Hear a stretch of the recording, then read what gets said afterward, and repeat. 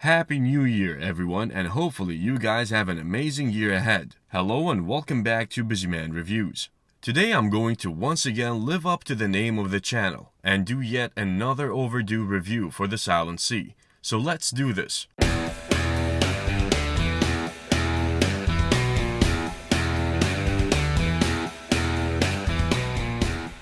The Silent Sea is a Korean science fiction series produced by Netflix that is set in a near, dystopian future where we see our planet in the throes of climate change, with droughts, food and water shortage becoming the new reality. We see the world descending into chaos, especially that water is rationed according to social class. And among all this madness, we go on an equally chaotic mission to the moon to retrieve an important and mysterious sample from the now abandoned Balhae station. The series does a good job setting up the world and the characters without wasting too much time, and we quickly find ourselves on the space shuttle with our team that is led by Captain Han Yun-Jae, played by Gong Yoo, who you might know from the famous Korean zombie movie Train to Busan. We also meet Dr. Song, played by Bae Doo-Na, who you might know from Cloud Atlas. Dr. Song is an ethologist, and yes, I had to Google what an ethologist is, and turns out that this is a branch of science dealing with the study of animal behavior. But Dr. Song was once a hotshot astrobiologist before shifting her interests to ethology.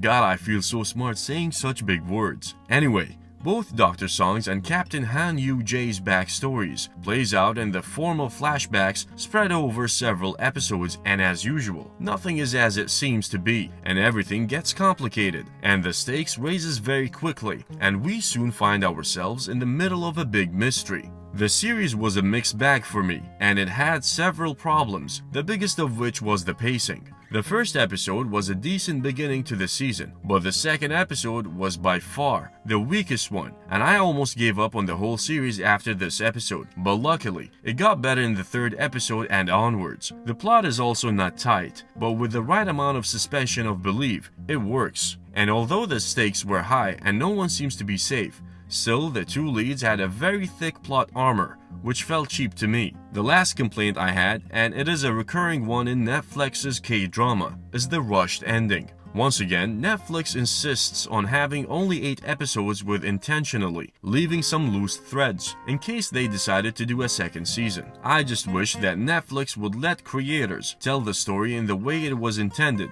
without turning creating into content making. I'm curious to know your opinions about this issue.